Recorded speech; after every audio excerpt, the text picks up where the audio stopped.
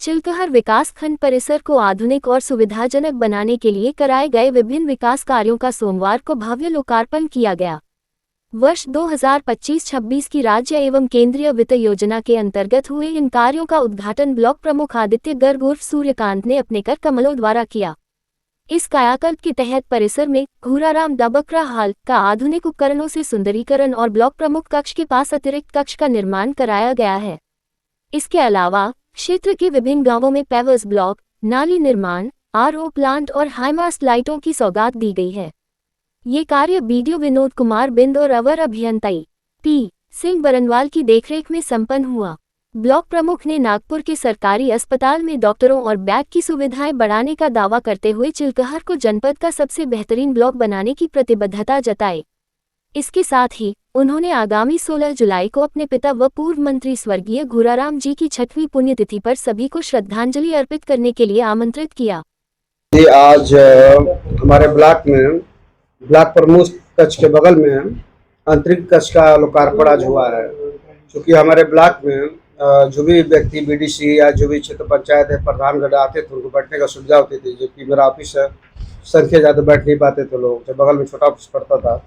इसके लिए मैं अंतरिक्ष कक्ष बना है ताकि कोई भी अगर जनता जनार्दन भी आता है, ऐसे बीडीसी प्रधान जो भी आते हैं उनको बैठने की मूलभूत सुविधा मिल सके, शौचालय की व्यवस्था कराई गई ताकि उनको आने या बैठने में कोई दिक्कत ना हो, धूप पानी से बचने की सुविधा हो सके। साथ ही साथ मैंने बगल में हमारा जो डबकरा हाल है, मेरे पिताजी ईश्वरी घूराराम जी पूर्व मंत्री के नाम से जो डबकरा हाल है उसका साज सज्जा का कार्यक्रम हुआ है, सुंदरीकरण कार्यक्रम, उसमें एसी लगाने का था, प्रोजेक्टर एलईडी एलसीडी हाईटेक बनाने का उसको काम किया गया है ताकि फ्यूचर में जो भी प्रेस कॉन्फ्रेंस या वीसी होती है उसको संचालित रूप से किया जा सके। देखा जाता है कि दशहरा में भी एक ब्लॉक है और साथ ही साथ में एक चीज और बताता हूँ, अभी क्या अभी 2-3 जगह और मैं जाऊँगा।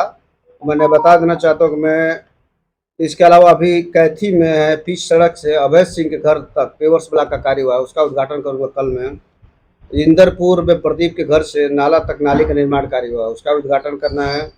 गोपालपुर, बड़े भोज, सलेमपुर, रामपुर, हथौड़ी, पहाड़पुर, रस्सीपुर में आरओ प्लांट का उद्घाटन करना है हमको। साथ ही साथ बिशनपुरा, बीराबटी, डुमरी, पिपरापट्टी, पांडेपुर, मटी में ओपन जिम का करना है।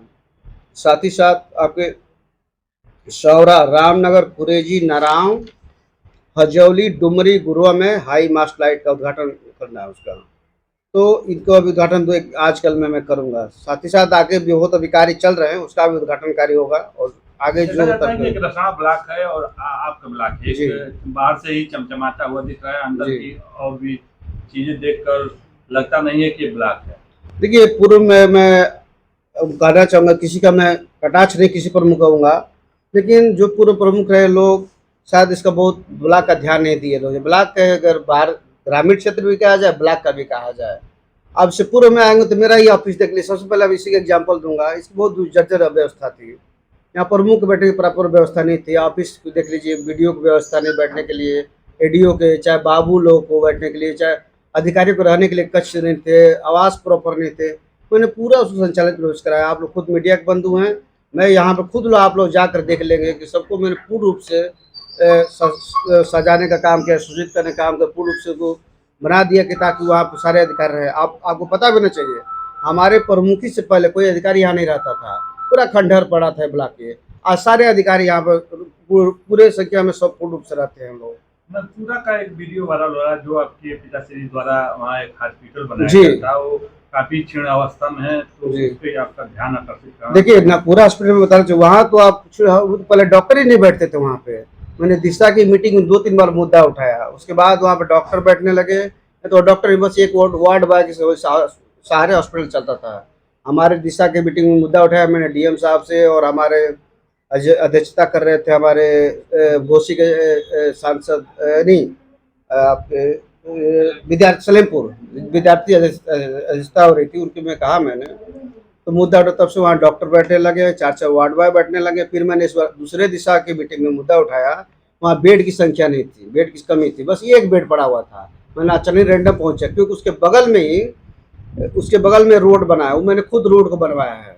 तो मैं रैंडम उसके रोड को उद्घाटन की जगह उसको भी रैंडम चेक कर लिया, तो मैंने देखा कि वहाँ जंजर स्थिति थी, जो परसों कक्ष था, परसों कक्ष में बस एक बेड था। तो मैंने तुरंत वो डॉक्टर प्रशांत को सबको बुलाया, मैंने पूछा भी, इसकी बात दिशा में भी उठाया हूँ। और अगली बार मैं जाऊँगा, अगर नहीं मिलता इसमें तो फिर अगली कार्रवाई जरूर होगी। वहाँ से उसको जो भी कमी है उसको पूरा करने का काम किया जाएगा।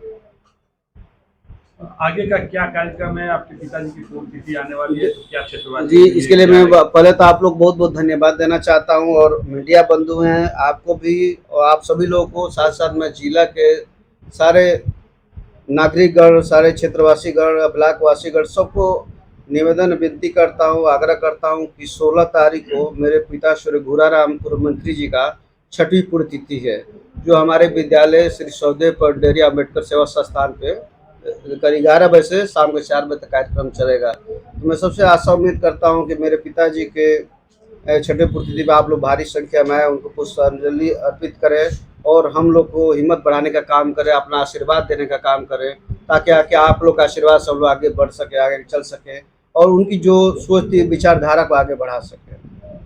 पुण्यतिथि में कौन कौन से